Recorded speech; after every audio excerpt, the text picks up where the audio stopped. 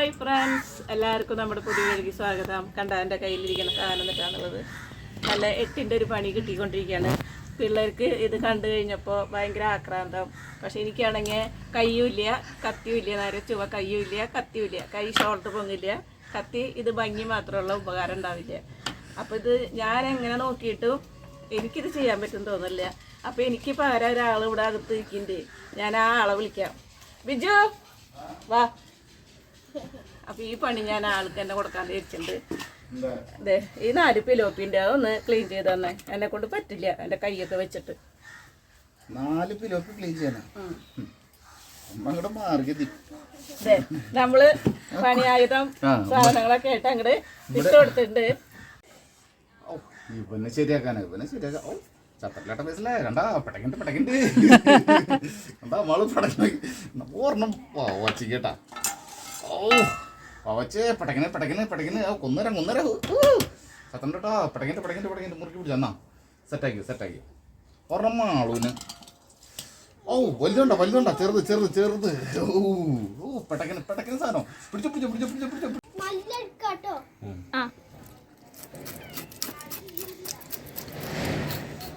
സുന്ദരി ആവണ സുന്ദരി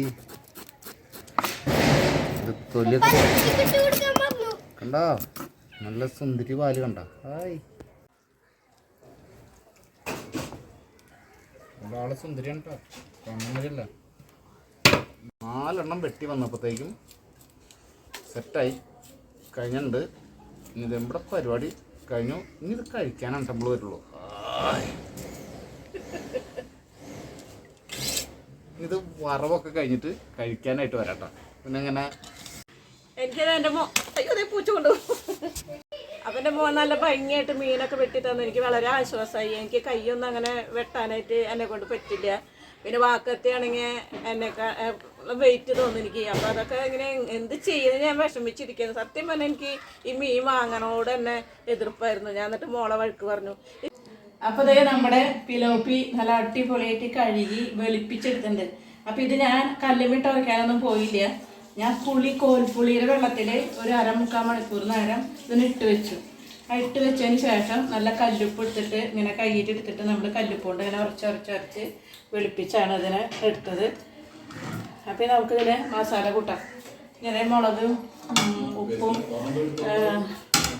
മഞ്ഞപ്പൊടിയൊക്കെ കൂടി തിരുമ്പി വെച്ചിട്ടുണ്ട്.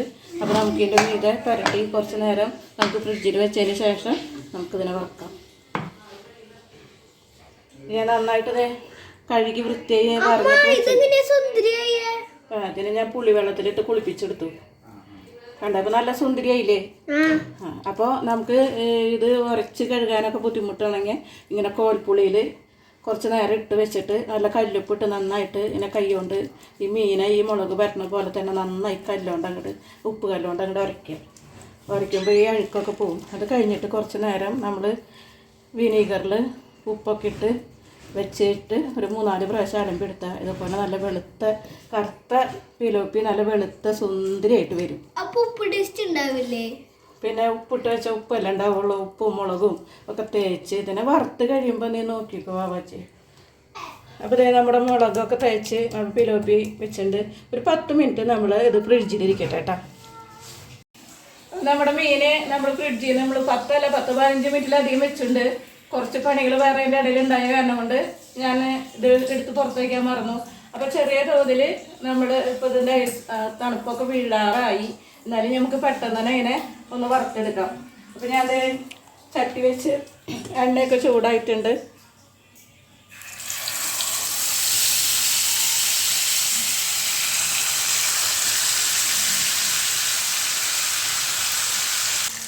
നമ്മുടെ മീനെ നമുക്ക് വറുത്തിട്ട് നോക്കാം.